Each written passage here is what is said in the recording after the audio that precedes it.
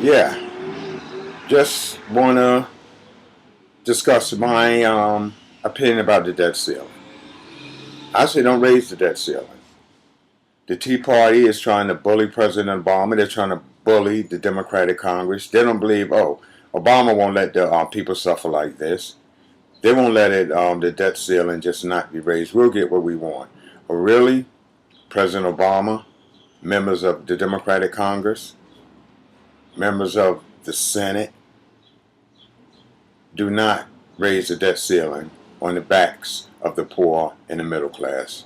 The middle class have also become the poor. So for the don't haves, just for the rich to maintain tax breaks, that's what the Republicans fight for, just for the rich to maintain tax breaks. Don't do it.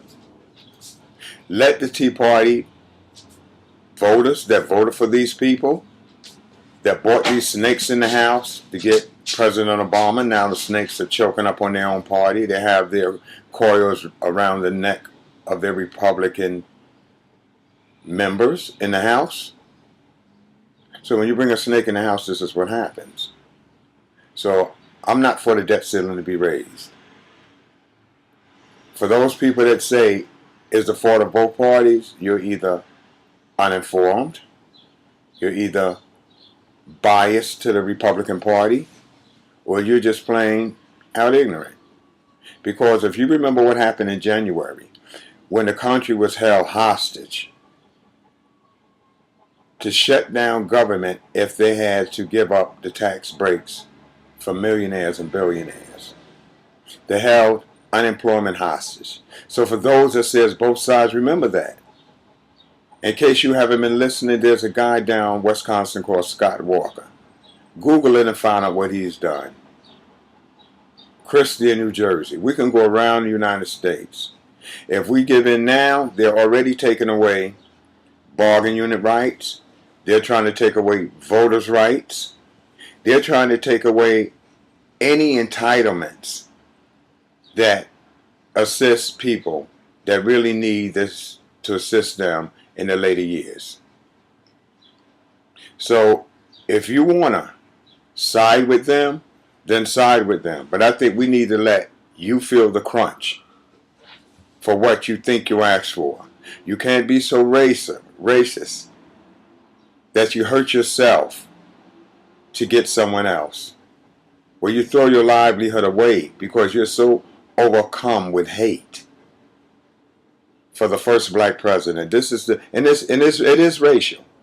Because when you look over history, what's the difference in this time than other times? That the president is black. That's the difference. So you could look at it or try to spin it, whatever, but that's the consistent part of it. That's what we haven't seen before is the black president. So for it to happen now, it's because of the black president. It's because we have a black president. We want to see him fail. Or that there's those who want to see him fail at the expense of yourself. That's why I say, don't raise the debt ceiling. Americans need to get what they ask for. I'm presently on disability. I worked my job 30 years, but I'm out right now. That means I won't get a disability check. But so what? If we have our fellow Americans that die in the war, put their lives in the war, on the line in wars overseas, I'm willing to put my life and my livelihood on the line here in this country. I would never go to war for this country. I would never defend this country for the policies that's being exercised now. And I think fellow Americans really think about it. It's all about the rich, protecting the rich's interests. Let them and send their families to fight to protect their interests and their livelihoods. We have to stop throwing our lives away for no cause for the sake of saying, I'm patriotic. It's ridiculous. So I'm saying, members of Congress, don't stand with President Obama if he wants to vote for the debt ceiling. Let's just crash overboard. The rest of the world would be affected. The rest of the world would say what Americans won't say or pretend not to see. This is a racial situation. It would be recorded in history the day The ceiling crashed in, fell in on America and the world. United States caused this problem around the world through racism, bigotry, and greed. So we have nothing to lose. If these people win today, tomorrow they'll be far worse. What happens if President Obama is not here in 4 more years? Just to protect the malinterests, just to keep things just flowing in this country against the racists, the bigots, and the dominators. What happened down in Wisconsin, these were Republicans that were stepped on and walked on. So once the Republicans get in office, they don't care who they walk on. It's not about the black, the Hispanic, the immigrants. It's about everybody.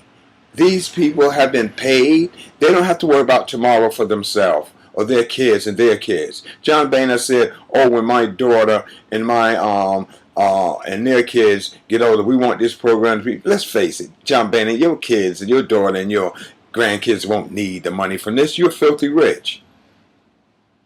So we need to keep our heads up and just say, Congress, let the debt ceiling fall in on us. We cannot care. It's now or never.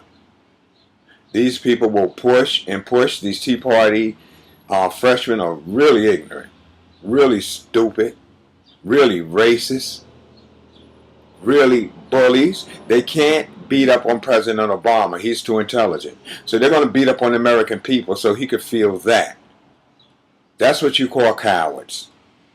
No real man would do this to anybody and to the needy. No real man. So you look around the entire Republican Party.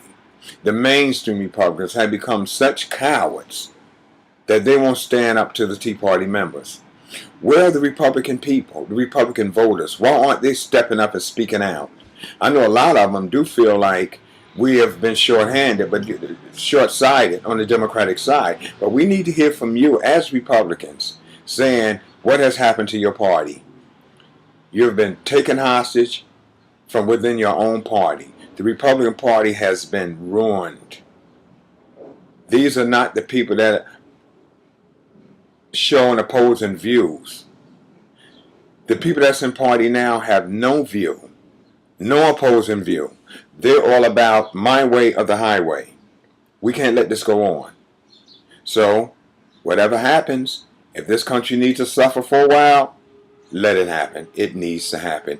We need to realize we will not be pushed around by either party. For the well-being of the American people, we cannot be pushed around by either party for a negative outcome to the country and to the people. Thanks so much for listening.